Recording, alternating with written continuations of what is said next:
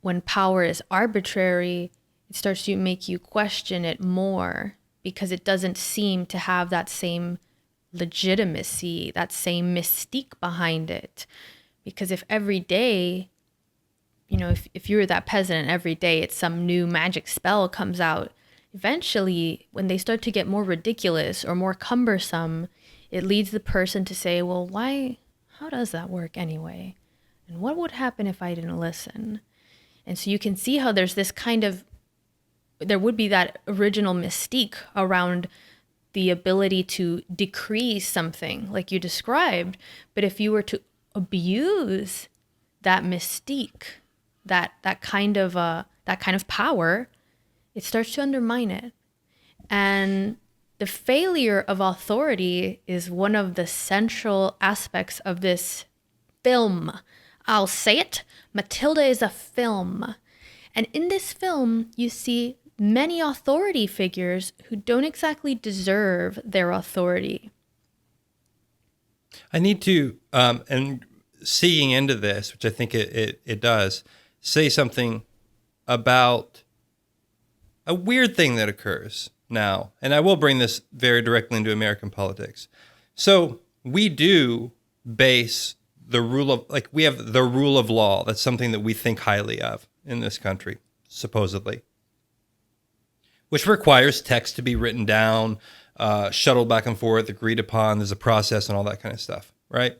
So let's assume that we still, hopefully, agree upon that principle and that's a decent idea. And yeah, it doesn't work out all the way, but sometimes it kind of works. You know what I think is very odd when you hear this about, say, Congress, where they'll pass bills that are like 5,000 pages long, and that they didn't even read their own magic spells. See, that's another aspect of what you're going to talk about, how the lack of competency undermines authority. Think of how odd that is. We talk about rule of law. We talk about, our politicians, they think and they come up and they debate and they do this.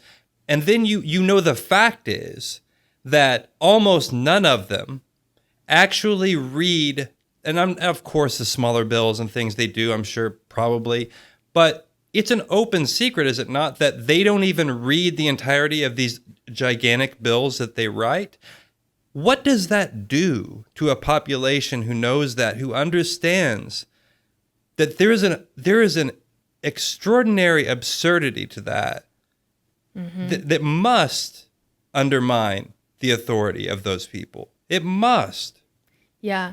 If you think about it like that initial example, right? The peasant that can't read, that is presented with this scripture now, this doctrine that says there is a new rule that dictates your behavior and you must follow it because you must, because this has power behind it. And you accept that as someone that says, well, I don't know exactly, why that works that way, but it seems to work. And so I respect that it works. Now, when you start to see a system that so blatantly doesn't work, some of these bills are passed so rapidly that it would actually be impossible to read how, these larger bills, when they're passed so quickly, there's no way they were read. And so that makes it so apparent that there's not just an incompetence to that system, but a carelessness. Because if you think of it as something that has power to be able to use authority in its original sense, a doctrine that contains this truth, this word that will now change our worlds simply by the fact that we'll obey that word. Excuse me. If you see that has power, that it does, then to use that power so carelessly, to instead of having one new rule on your sheepskin doctrine, you present an entire book that the whole population knows that you haven't even read, and you say this thing that I haven't even read is now law. What does that say about that power? It makes the power being used there seem flippant. It seems like, well, it must not be that serious. So there's two kinds of undermining there. There's the undermining of the person that enacts the power, the usage of the power, but also of the power itself. Because anything you can use so carelessly loses its mystique, its respect. It's in this kind of enigma of the power of word. Well, if you can just throw them around, if you can twist them, if you can pile them in and pass them into rule without even reading them, without even knowing the extent of the words that you're using in that new rule, then clearly it's not that big of a deal. So there's all these little things around authority. And it makes sense, right? That naturally, it's kind of like this natural law that authority must have certain cost to it, which is if you're going to wield authority, you can't be flippant and cavalier and careless with it. Because what happens to a careless ruler?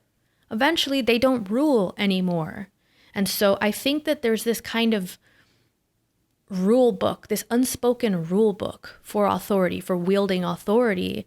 And you start to see what doesn't work when you see these kind of like ridiculously long bills that are passed. It's just like very quickly. And it's just like, no, some of y'all are not reading that. Okay. Like, but this is going to come down to something that we're going to explore while talking about this movie, which is there's a website. It's called congress.gov, apparently. I hope this isn't misinformation. I looked it up very quickly. But I know that there are websites where you can go as a citizen of this country or whoever. You could live in a different part of the world and look it up, and you can read the bills that are being passed that are made into law. It's there for you. Have I ever done it? I actually, because I'm such a nerd, a few times I have done that. That's why I know the website exists. But not really. And most people don't really do that. So I have to simultaneously say, this is the problem. This is the problem, is that I can point at the Congress people and say, yeah, you don't even read the stuff you make up. Now, number one, that makes me wonder who's writing it, because the words get written, and what's that process now? If the process isn't, we have this image of the past of like George Washington sitting in his writing desk and very laboriously with lots of knowledge, maybe not Washington, Jefferson, whoever, writing down and thinking hard about the philosophy of this document and that document. No one believes that's real anymore. No one, say what you want about the past founders of the country and the people of the past. They did a lot of bad things. I'm with you. But no one believes that the people now that are in power, and maybe I'm wrong. Maybe they are scholars. Maybe, don't be so generous. I just am going to leave the possibility out there. They are almost all lawyers. So we know they can theoretically read and write. Somebody does this, but we don't believe anymore. We don't even if that image of Jefferson studiously writing the Declaration of Independence, even if that's kind of a little myth, even though he's not, well, he was smart, but we don't even have the myth anymore. We just know there's something wrong, and we don't even know what it is, but we also have to accept the fact that maybe we're not pulling our weight as citizens of the country. That's what I wanted to get at, is we can't just keep only, there's a reason. Mm-hmm. Maybe we're not doing enough work to hold this system up to where it should be. Well, Have you been to congress.gov today? I'm going to do a PSA. It'll be a PSA that no one will want, and the Congress will probably accuse me of doing. Yes, Facebook will censor it. It's have you been to congress.gov to read the actual legislation? Censor. This is misinformation. It's congress.gov.biz. That person was lying somehow. .biz. Okay, that would be apt.